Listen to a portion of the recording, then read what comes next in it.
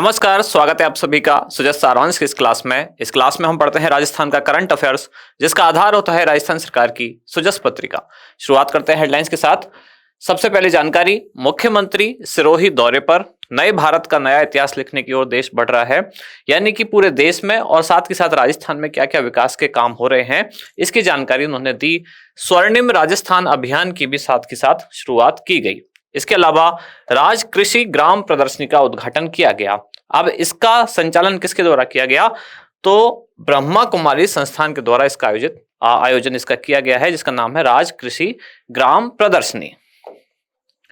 अगले पेज पर जानकारी, मानवता की सेवा में महती भूमिका निभा रहा मजदूर वर्ग। तो मजदूर वर्ग के लिए मुख्यमंत्री द्वारा या राजस्थान सरकार द्वारा क्या क्या प्रयास किए जा रहे हैं, उनसे संबंधित यहाँ जानकारियां हैं। यहाँ है मुख्यमंत्री का नागौर दौरा, जहां प्रगतिशील किसानों के साथ चाय पर चर्चा की गई। प्रगतिशील किसान उन्नत राजस्थान का मजबूत आधार, ऐसा मुख्यमंत्री ने कहा। किसान हित में जो निर्णय लिए गए हैं उनकी जानकारियां दी गई, जैसे कि गेहूं की जो एमएसपी है उसमें 125 रुपए प्रति क्विंटल की बढ़ोतरी की गई है। साथ ही पीएम किसान सम्मान योजना, जिसमें 6,000 रुपए दिए जाते थे, अब इसमें राजस्थान में 2,000 रुपए और बढ़ाकर 8,000 रुपए की आर्थिक सहायता राशि दी जाएगी। आमजन और सरकार के बीच सेतु का कार्य करे प्रशासन, ऐसा मुख्यमंत्री ने कहा है। अगले पेज पर जानकारी, वोकल फॉर लोकल का संदेश दिया, यानी कि जो स्थानीय उत्पाद हैं उनको आगे बढ़ाने का मुख्यमंत्री ने संदेश दिया। अगली जानकारी अगले दिन की, मुख्यमंत्री श्री भजनलाल शर्मा की युवाओं को सौगात, 3,552 कनिष्ठ सहायक के पदों पर भर्ती होगी। जनहित के कार्यों में भ्रष्टाचार और लापरवाही बर्दाश्त नहीं, मुख्यमंत्री की जानकारी। राजस्थान अपने महलों, विरासत स्थलों, इंफ्रास्ट्रक्चर और इको टूरिज्म के लिए प्रसिद्ध, उप मुख्यमंत्री दिया कुमारी ने कहा, जो कि उप मुख्यमंत्री होने के साथ साथ राजस्थान की पर्यटन मंत्री भी हैं। और राजस्थान टूरिज्म को सर्वश्रेष्ठ डिजाइन और सजावट का पुरस्कार मिला। मुंबई में एक कार्यक्रम का आयोजन हुआ। मुंबई में कहा, जियो वर्ल्ड कन्वेंशन सेंटर में, जिसमें राजस्थान टूरिज्म को सर्वश्रेष्ठ डिजाइन और सजावट का पुरस्कार मिला। अब इसके बारे में भी आज डिटेल में हम देखने वाले हैं। अगली जानकारी है, न्याय मंत्री श्री जोगाराम पटेल ने जन सुनवाई में आमजन के परिवाद सुने। और राजस्थान के करौली में लौह अयस्क के भंडार मिले हैं, यानी कि आयरन ओर के भंडार। कुल कितने क्षेत्र में? 1,888 हेक्टेयर क्षेत्र में। कौन कौन से क्षेत्र इसमें शामिल हैं? तो खोड़ा, डेडरोली, टोडूपुरा और लीलोटी, करौली के आसपास के ये गांव हैं जहां ये भंडार मिले हैं लौह अयस्क के। फिर अगली जानकारी, राजस्थान उच्च न्यायालय के प्लेटिनम जुबली समारोह के उपलक्ष्य में रन फॉर लीगल एड, इस मैराथन का आयोजन किया गया। और यहाँ सूचना प्रौद्योगिकी एवं संचार मंत्री राजस्थान के, जिन्होंने राजस्थान आईटी गेम्स 2024 का शुभारंभ किया, देख पा रहे हैं आप, राज्यवर्धन सिंह राठौड़।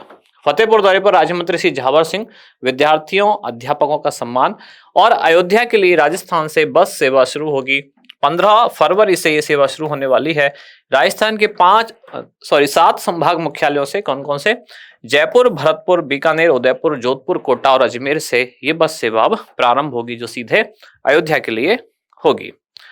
आज हमारे इंडेक्स में 3 मुख्य जानकारियां हैं। सबसे पहले है राजस्थान टूरिज्म को पुरस्कार, फिर है करौली में लौह अयस्क के भंडार, और तीसरा है अयोध्या के लिए बस सेवा प्रारंभ। शुरुआत करते हैं सबसे पहले राजस्थान टूरिज्म को पुरस्कार। पहली बात तो ये पुरस्कार देने वाला कौन है, कौन सी संस्था या पुरस्कार प्रदाता कौन है? तो ये है ओटीएम मुंबई। अब ओटीएम का मतलब क्या है? Outbound travel mart. इसके द्वारा पर्यटन के क्षेत्र में पुरस्कार दिए गए, जिसमें राजस्थान टूरिज्म को भी पुरस्कार मिला। अब राजस्थान टूरिज्म को किस क्षेत्र में पुरस्कार मिला? राजस्थान टूरिज्म को मिला सर्वश्रेष्ठ डिजाइन और सजावट के क्षेत्र में पुरस्कार राजस्थान टूरिज्म को प्राप्त हुआ। राजस्थान टूरिज्म की तरफ से यह पुरस्कार किसने प्राप्त किया? तो राजस्थान की जो पर्यटन मंत्री हैं, जो कि राजस्थान की उप मुख्यमंत्री भी हैं, श्रीमती दिया कुमारी। कार्यक्रम का आयोजन कहाँ हुआ, यानी कि आयोजन स्थल कौन सा था? तो मुंबई में स्थित जियो वर्ल्ड कन्वेंशन सेंटर।